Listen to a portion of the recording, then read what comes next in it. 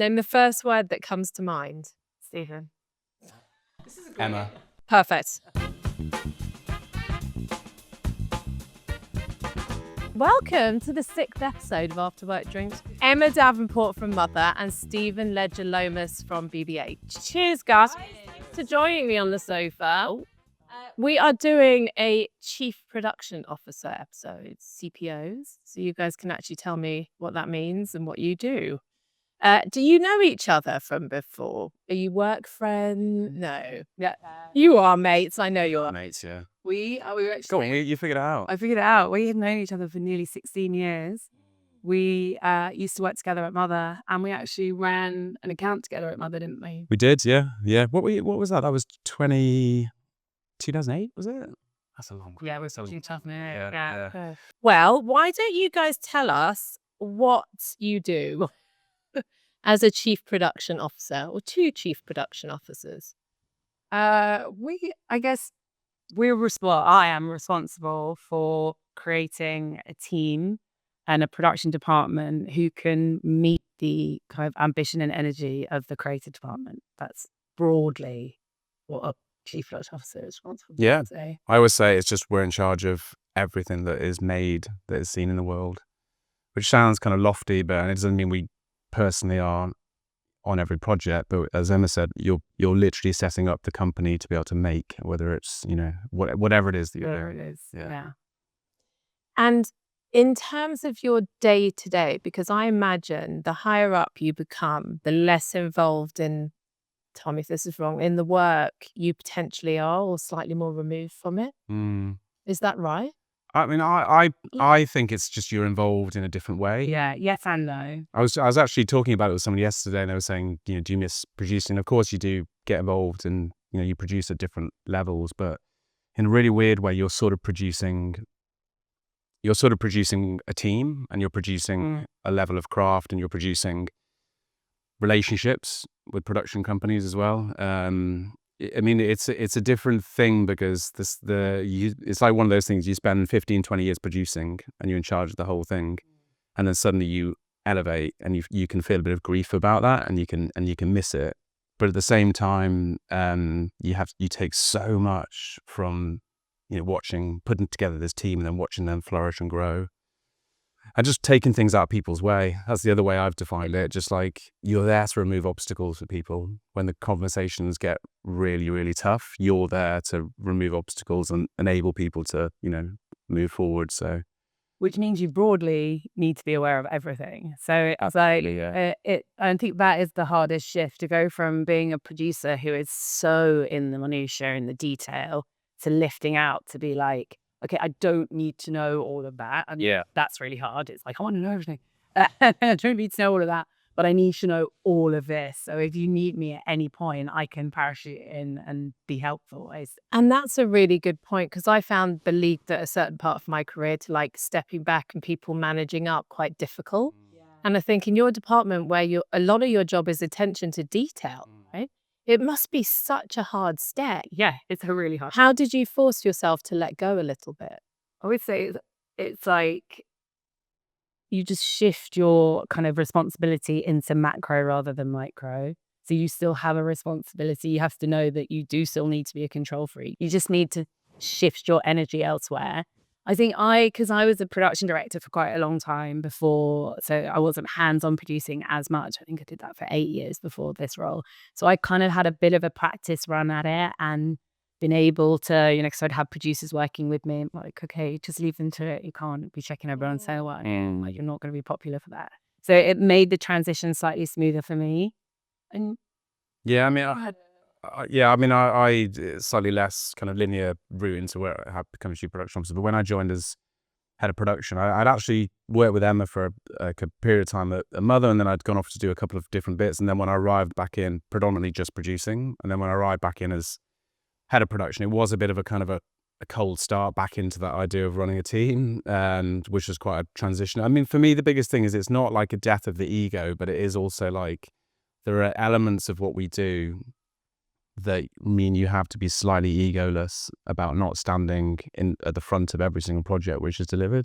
You have to sort of be satisfied that you're hiring and growing people and creating the conditions and having that terrible conversation with that, particularly awful thing that happened there, and then moving on to, and then stepping away from it every time, so that when the thing actually comes out into the world, you have to, I think if you can't take your energy from being so proud of that person that's made that thing, and you're a bit like, I want to be called out, I want to be front of the company, then it's probably going to be a bit of a drain of a job rather than a enjoyable job. Have you seen CPOs fail who had too much of an ego? You don't have to name them. Well, do you know what I mean? Job, isn't it? It's exactly what I was about to say. It's such a new job, CPO. I think like literally the last 5 years though that it started even springing up as a thing. I mean, there's lots of heads of production potentially who struggled with it. But it is a slightly different remit because it's so much more. So what's the difference between a head of production and a CPO?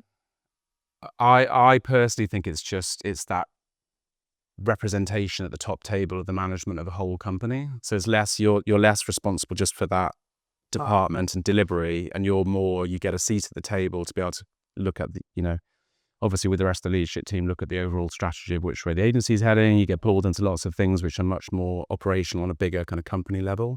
And also like production, it's I think there is just a renewed focus on it in terms of things like growth and stuff as well. So, but doesn't it seem mad that it's a new role? yes, Because crazy. that's what we do. We produce stuff as advertising agencies. yeah, it's crazy. Has it been around for? I mean, it's been around for like 10 in some levels for like 5 years. Well, I'm sure there's lots of heads of production who also sit on the management team as well. I think it's just that step into recognizing that it is of like a C-suite level of responsibility. But you look at historically fee sheets, for example, production isn't charged as much as the other departments. And you're right, it is crazy. It's the department who make everything possible. Yeah. It's like you are no one without a good production department. But it's historically or traditionally been seen and I don't want to cast huge generalizations, but in a kind of underdog kind of way. It's you see clients saying, can we decouple the production? Can we? And Mother, and I'm sure at BBH we are very like, production is a part of how excellent your output is going to be. This is not things to be pulled apart and just say, yeah, sure, walk away from that. But it is that. But I think it's changing. I think so. I can see. And I think the truth as well is that the best agencies historically then and the best agencies now see production ideologically at the top table. Like the best agencies, Mother, BBH, production is so revered for what it brings to, like BBH are often called the third creative, which I think is an amazing way of putting it. Beautiful. Sir John Hegarty said advertising is 80% idea, 80% execution. Like those things, they sound a bit like mantras, but actually when you feed it into the agency and you constantly hear that, it kind of positions you in a different way. And you cannot have a great agency with great ideas and great work unless you have a production team which is absolutely revered and at the top table. It just doesn't work. We refer to it as 4 legs of a table, so it's not like dissimilar, but you have your creative, strat, account team and production, and they all hold a similar weight, and if you take one away the whole paper falls over. Yeah. So it's like we're all in this together to get to this, the best output that we can. So producers, just so you know, are some of my favourite people in the world to hang out with because Very good. Me too. oh man, so organised, like take the lead, like I don't have to say anything outside of work. I'm just like delighted when there's a producer at the table ordering from the menu for me, all the stuff, right? But producers work bloody hard. And I'd say my worry about burnout in the industry in general is very high. In your department, I would assume it is incredibly high because it is a very intense job. Yeah. So how are you looking after your department, especially your juniors, to help them not reach a point of burnout because the work is quite intense? It's about our relationships with our team and having knowing that everyone on that team is excellent and going to work their hardest. So you start there. And if you start there, people know that they can come and talk to you if things are becoming too difficult, and they'll be greeted with a non-judgmental conversation. So I think there's always a solve. If someone says like, this is getting really difficult, you think, right, what do we do then? Do we need to add someone? Do we need to swap someone out? Is it production's responsibility that this is really difficult? Do we need to look at the other departments? Are you heavy lifting for someone else? It's a constant dialogue with our team. And I think that helps people to know that the support is there. They're not just at a cliff edge that they're jumping off solo. Like they have a parachute. Oh, yeah, that sounds really now. But I have a question. It's always occurred to me that there's quite a lot of amazing freelance producers. And my hunch is that's probably because they work on an intense project, take a break because they need it. yeah. Maybe that's an assumption. Do you think that's a good way to deal with the stress of productions and burnout, is to take long periods of breaks in between? I think if you're in that situation, that's not personally, because you've obviously got yourself into a position where personally you've given too much. So we're, again, one of the things that I do really constantly say that's lucky to have a BBH is so much experience and length of tenure even within my heads of discipline. Georgina Kent, Susan Liu, Sally Cursor, they are so experienced. So they see in people, they can almost see from their own experience when someone's struggling but we have a big permanent team, and we definitely use brilliant freelancers. We love our sort of freelance family as well, but it's a relatively small percentage of our overall team. And we definitely don't bring people in. We definitely don't have the ethos of bringing people in to firefight on really tricky projects, which I think has been a thing 100%. in the past, as in, this is a hot potato, let's get someone in. Yeah. Because I think that's just, it's a really small industry. We all know, some of us know each other a lot. We all know each other. And I think you take an immense amount of pride, if possible, just in how you treat your people, because it's a tiny circle of people, this industry, and especially the production side of things. How do you think you can retain working parents in the production department? Yeah. You're both working parents, and you're also at a very high level, which arguably is easier to manage your time as, How do you think we can keep producers, your like new parents, because it is hard in production? I would hazard a guess that most of production are parents in our team. It's someone being at the top who is parent and who has done all those is a great like modeling for that it is possible. And again, it's the communication is like, what time do you need to be home? I do also think COVID was really very helpful for things. It wasn't helpful for a lot of things. But, Tuesday, Wednesday, Thursday in the office, Monday and Friday at home, which provides more flexibility, I'd say, for parents with drop-offs and pickups. And maybe you put a load of washing on whilst in between meetings, all of that before wasn't possible at all. And the ability to, after hours, if projects are crazy, you can do it at home, whereas before you were literally sat in the office or all crowded around one guy in his shiki. You do this.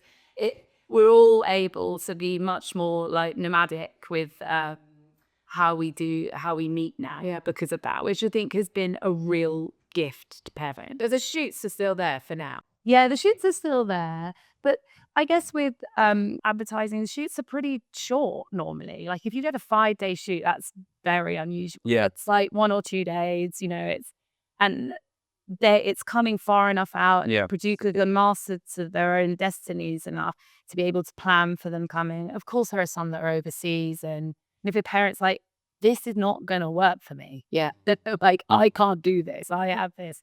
Then we swap them out. It's like, well, this isn't the project for you. We'll find someone else. AI, obviously, we're all hearing about, we're all using it. Does AI sit under your department? It sits under every department. 100%. Got you. And how is it complementing what you do or hindering it? I mean, it's been used, for years and years in post-production anyway. It's something that's so becoming more and more prevalent there. And actually, as it advances and gets better, it will provide, I hope it will provide an unlock for ideas that wouldn't be possible without it. There are, in some ways, it could make the creative live and scripts more achievable. But that being said, I don't in any way see it yet or in the very near distant future as a replacement. I think it's a tool. It's another tool in our toolbox, and I would embrace it as another tool in our toolbox. So for someone looking to get into production, what do you think the most important skill or attitude is? I'd say endless curiosity Yeah. and fearlessness, but not in the sense of not being afraid, but like to be able to just continually ask questions. Yeah. I feel like I can see we have amazing entry scheme. At Homegrown, we've got amazing assistant producers and so much training. It's not about what they've done.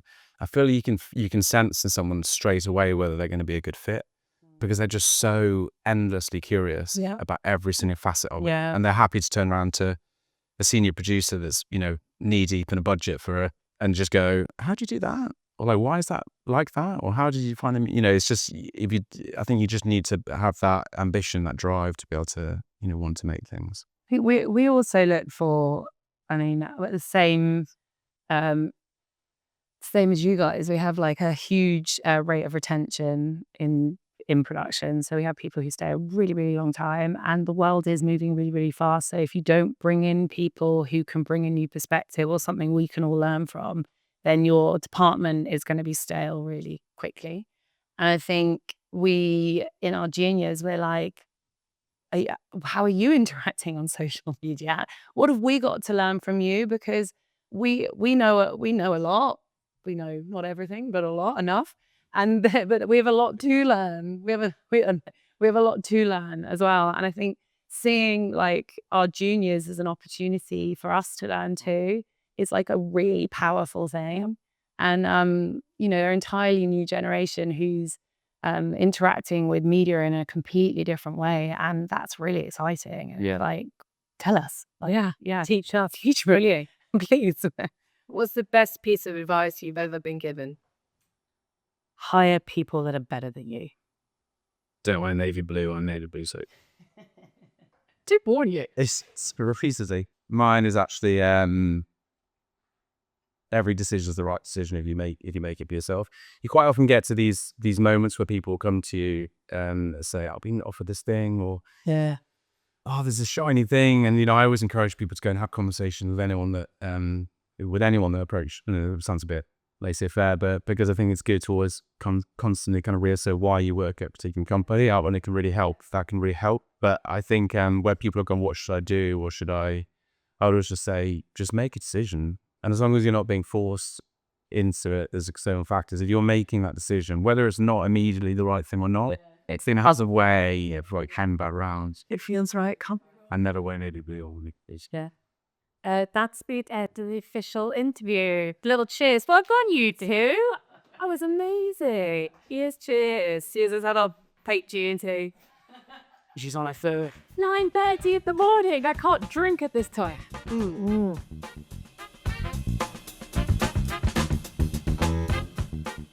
Worst task on your to-do list? This?